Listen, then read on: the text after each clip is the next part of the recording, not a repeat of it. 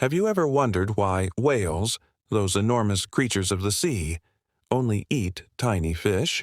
Today, we'll explore a magical story from Rudyard Kipling's Just So Stories, a collection filled with witty and imaginative tales. Our focus is how the whale got his throat, a tale of clever tricks, giant animals, and a surprising twist. Get ready to dive into a playful adventure that explains, in Kipling's own delightful way, how the mighty whale met its match. Chapter 1. The Greedy Whale. Long ago, before the world became what it is today, the whale was not like the ones we see now. He was even bigger, and, believe it or not, he could eat anything he saw. He swam through the oceans, gobbling up entire schools of fish, boats, and whatever else crossed his path. The whale had no limits. His stomach was like a deep cave, and nothing was too big for him.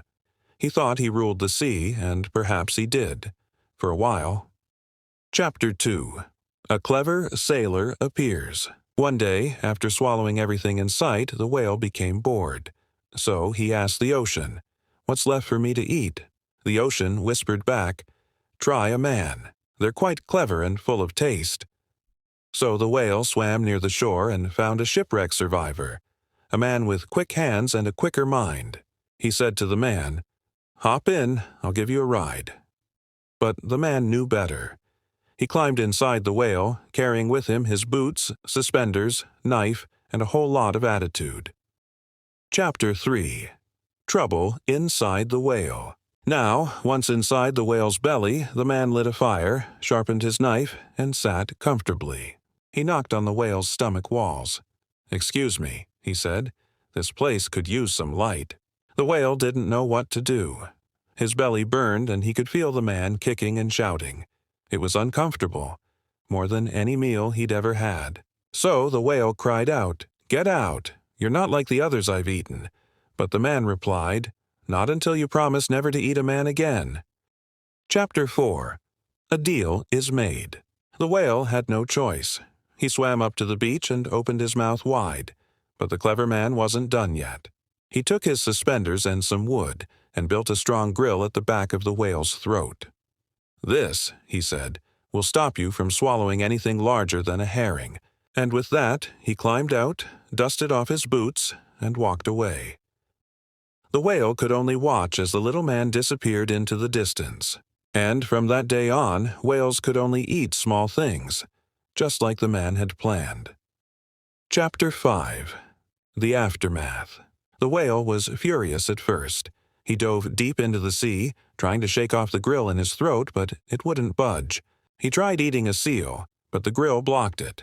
He tried eating a boat, but the grill blocked it. In time, the whale gave up. He got used to eating krill, plankton, and tiny fish, and, strange as it may seem, he became healthier and happier. No more stomach aches, no more angry men lighting fires in his belly. Chapter 6. And what about the man? As for the clever man, he built himself a small hut by the sea. Every day he fished and whistled, knowing the whale would never bother him again. Some say he still walks the beaches, looking out into the ocean, laughing at the memory. Others say he wrote the story down and passed it on to Kipling himself. Whatever the truth may be, one thing is clear. The whale had met his match, and the clever man had the final word. Chapter 7. Kipling's Style and Magic.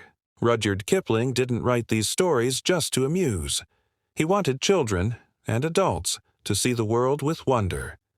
In Just So Stories, animals behave like people, and nature is filled with surprises. The rhythm, repetition, and humor in his stories create a special kind of magic. How the whale got his throat is not a scientific explanation. It's a celebration of imagination, and the idea that even the biggest creature can be outsmarted. Conclusion: what this story teaches us. So, what can we learn from this whimsical tale? First, size doesn't guarantee power. A sharp mind often beats brute strength. Second, storytelling is a powerful tool. With just words, Kipling made us believe that whales eat small things because of a clever man and some suspenders. Lastly, we're reminded to always ask questions. Why is something the way it is? Sometimes the most delightful answers are not in textbooks, but in tales passed from one generation to another. Keep wondering, keep imagining, and most of all, keep reading.